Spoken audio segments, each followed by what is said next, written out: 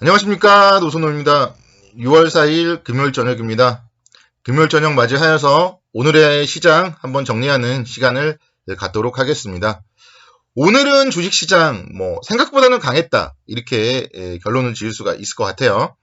미국 시장이 좀 빠졌거든요. 미국 시장 차트 잠깐 보시면요, 다우지수는 0.07% 정도, 그리고 나스닥 S&P 500 지수는 0.36% 정도, 나스닥 지수가 1% 넘게 그리고 하락을 했어요. 그러다 보니까 오늘은 살짝 우려감도 있었는데요. 시장은 좀 오전장에는 약했지만 그래도 오후장 들어서 좀 낙폭을 줄이는 그런 모습으로 마감을 했습니다. 민간 고용이 상당히 좀 좋은 모습을 보이자 인플레이션에 대한 우려가 좀 다시 한번 부각되는 모습을 보였어요. ADP 신규 고용이 97만 8천 건으로 예상치를 크게 상회했었고요. 주간 신규 실업수당 청구 건수가 38만 5천 건으로 팬데믹 이후에 처음으로 40만 건을 하회하는 부분이 발표가 되었습니다. 이렇게 지표가 좋게 나오니까 또다시 인플레이션에 대한 부분 다시 한번 좀 우려감 나타났고요. 테이퍼링이 앞당겨질 것이다, 그런 우려감으로 기술주 중심의 나스닥 시장이 좀 하락을 했다, 이렇게 좀 말씀드릴 수 있겠고요. 국내 주식시장 그러면서 이제 오늘 오전장에는 좀 힘들었어요. 오전장에는 자동차 업종을 제외하고는 조금 힘든 모습을 보였었는데 10시 반 이후에 이제 급격하게 또 낙폭을 줄이는 그런 모습이 나왔고요. 시장은 결국은 보시면은 30분봉 62평 이 정도에서 반등이 나왔고, 일봉상 보더라도 사실 지난주 금요일부터 연속적으로 좀 상승을 했기 때문에 이격이 좀 많이 벌어졌잖아요. 그런 이격을 조정하는 그런 오전장의 좀 양호한 조정, 짧은 조정 이후에 또 오후장에 바로 낙폭을 줄여주는 그런 모습이 나왔다, 이렇게 볼 수 있겠습니다. 오늘 이제 무엇보다 가장 중요했던 거는 제가 계속 강조를 드렸던 부분이죠. 외국인의 매모 동향이 상당히 중요했어요. 근데 오전장에도 외국인이 많이 팔지 않았고요. 오후장에는 이제 외국인들이 1,700억대 순매수를 보이면서 시장 좀 낙폭을 줄이는데 일조를 했습니다. 제가 금융투자는 좀 믿을 게 못 된다, 이렇게 말씀드렸는데 오늘도 금융투자는 이제 그동안 매수했던 거를 6천억 정도 순매도를 했어요. 그래서 금융투자는 사실 방향성 자체가 뚜렷하지 않아요. 프로그램에 의한 매도를 하기 때문에 베이시스라던가 이런 부분들, 선물과 연계된 그런 매매만 하기 때문에요. 금융투자보다는 외국인들의 매매 동향이 중요하다, 다시 한번 강조를 드리겠고요.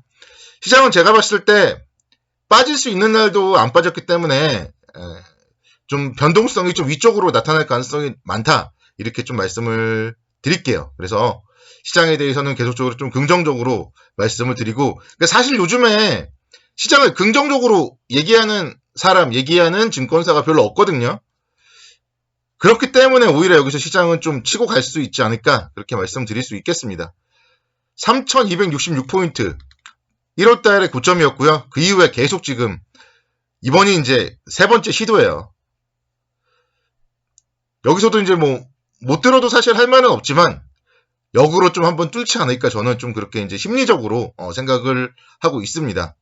그러니까 그런 이유는 사실 만약에 여기서 박스권으로 갈 거면, 다시 박스권으로 갈 거면 오늘이 빠졌어야 돼요. 근데 오늘 빠지지 않는 이런 모습을 봤을 때 시장은 한 번 정도 좀 위로 가지 않을까 생각이 되고요. 이평선도 이미 다 정배열이 돼 있고 수급적으로도 외국인들도 계속 매수를 하고 있고 이런 부분들, 그래서 여기서는 또 굳이 시장을 그래서 부정적으로 볼 필요는 없지 않을까, 그렇게 좀 말씀드릴 수 있겠습니다. 시장은 어제는 IT가 이끌었고요. 오늘은 또 IT주들이 조금 쉬는 모습을 보였고, 오늘은 또 자동차 업종 그리고 조선업종이 시장을 이끄는 그런 모습을 보였습니다. 조선업종에 대해서 연이은 수주 소식들 계속적으로 좀 들려오고 있고, 실적 개선에 대한 기대감, 이런 부분들이 주가에 긍정적으로 작용을 했습니다. 삼성중공업을 한번 보고 싶은데요. 지난번에 5월 4일, 5월 6일 이 사이가 사실 좀 엄청났는데 유상증자에 대한 우려감 이런 부분들 때문에 엄청나게 급락을 했잖아요. 갭을 오늘 드디어 다 메웠습니다. 그래서 오히려 사실 이런 종목들은 지금부터는 좀 보수적으로 보는 게 맞다, 저는 그렇게 생각을 해요. 지난번에 화요일날도 제가 좀 말씀드렸지만 그 가격 이상대에서는 좀 보수적으로 보는 게 맞고, 분명 지금 가격보다 삼성중공업은 더 싸게 살 수 있는 기회가 옵니다. 유상증자를 한다고 했기 때문에 유상증자 발표할 거고요. 그러면은 충분히 현재 가격 대비 한 20% 이상은 하락을 할 가능성이 많아요. 그렇기 때문에 삼성중공업 같은 경우는 이제는 좀 반등 시에 매도 관점으로 접근을 하는 게 바람직하다. 이렇게 좀 말씀드리겠고요. 조선업종은 대우조선해양 같은 경우가 오히려 더 안정적인 그런 모습을 보여주고 있습니다. 수급적으로도 보시면은 기관의 이런 순매수 연속적으로 좀 이어지고 있다. 이렇게 설명을 드릴 수 있겠고요. 삼성중공업 같은 경우 보시면은 뭐 수급이 뚜렷한 건 없잖아요. 그래서 대우조선해양이 낫다 이렇게 말씀드릴 수 있겠고, 또는 이제 한국조선해양 오히려 지금 못 가고 있지만 박스권 하단부를 14만 원. 그러니까 손절 라인을 61선 잡으면은 매매하기는 한국조선해양이 더 쉽다. 이렇게 다시 한번 좀 말씀드립니다. 자동차 오늘 기아가 다시 한번 2,000원 상승하면서 89,000원대까지 올라섰어요. 그래서 3월달, 4월달 계속 고점이 88,000원대였는데 이 고점을 오늘 살짝 뚫는 그런 모습이 나왔습니다. 그래서 기아 역시 이제 9만원대 이상 충분히 다시 한번 좀 상승할 수 있지 않을까 생각이 되고요. 현대차 그룹 같은 경우 지금 보면은 그러니까 차량용 반도체가 부족하다고 하는데 미국 시장 점유율이 계속적으로 지금 레벨업을 하고 있어요. 그래서 미국 시장 MS 4월에는 10%였는데 5월에는 11% 기록을 하면서 포드의 생산 차질이라던가 그러니까 현대기아차 그룹이 대응을 잘한 거죠. 그래서 생산 차질이 좀 덜했다 이런 부분들 반사 이익이 포함되었다 이렇게도 볼 수 있는데 어쨌든 상당히 안정적인 실적 계속적으로 좀 기록을 하고 있고요. 기관과 외국인의 쌍끌이 매수 또 이어지고 있기 때문에 그러니까 기아 같은 경우는요 제가 지난번에도 이제 계속 보여드리잖아요. 주당 순이익이요 11,000원이에요. 11,000원 2022년도 기준. 2023년도 기준은 12,000원이고 그러면은 PER 10배를 잡으면요 11만원 12만원 가야 된다 이렇게 이제 말씀드리고 있고, 그래서 좀 중장기적으로 투자하기는 정말 자동차만한 종목이 없습니다. 그래서 계속적으로 긍정적 관점으로 좀 접근을 하시자 이렇게 이제 말씀을 드리겠고요. 현대차 오늘 1.26% 정도 소폭 강세를 보였습니다. 현대모비스도 마찬가지예요. 현대모비스가 3% 강세를 보이면서 나름대로 가장 강했거든요. 그러니까 이유 자체가 가격 메리트가 있는 거는 현대모비스예요.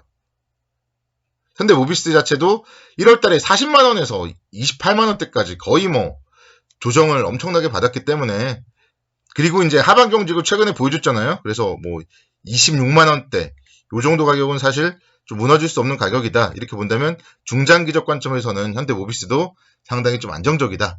이렇게 이제 말씀을 드릴 수 있겠고요. 여기서 이제 여러분들 또 이제 생각해야 될 게 과연 미국 쪽 테이퍼링 이런 게 나올 것이냐, 그런 부분들에 대해서 이제 염두를 해두냐면 금융주 쪽 한 번만 좀 보시면 좋을 것 같아요.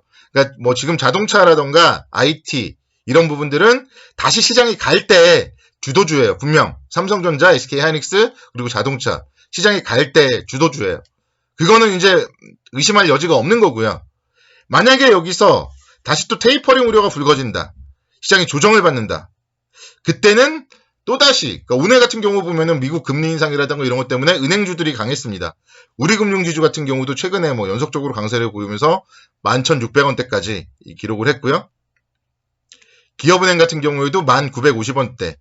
제가 오늘 일부러 신한지주랑 KB금융을 말씀 안 드리고 우리금융과 기업은행을 말씀드리는 이유는 우리 개인 투자자분들이 좀 만원대 종목들 좋아하잖아요. 그래서 말씀드리는 거고, 이런 종목들 손절 라인도 명확하잖아요. 기업은행 같은 경우에도 21선이 1,600원 라인에 있기 때문에 21선 정도 손절선 잡으면은 혹시 시장이 안 간다, 금리 인상 이런 우려감 나타난다 이러면 오히려 은행주 쪽으로 좀 매기가 쏠릴 수 있다 이렇게 말씀드리겠고요.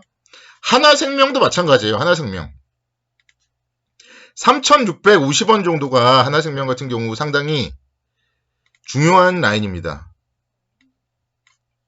보시면요. 하나생명 길게 보시면요. 3,650원대 계속적으로 좀 지지했던 라인이에요. 그렇기 때문에 현재 가격대에서 만약에 금리 인상 이런 게 나오면 다시 한번 튈 수 있다. 이렇게 좀 설명을 드리도록 하겠습니다. 그래서 시장이 윗방향으로 갈 경우 그리고 아랫방향으로 갈 경우에 관심 종목까지도 여러분들이 잘 세팅을 하시면 큰 문제가 없을 것 같습니다. 남은 금요일 잘 보내시기 바라겠고요. 행복한 주말 보내시기 바랍니다. 감사합니다.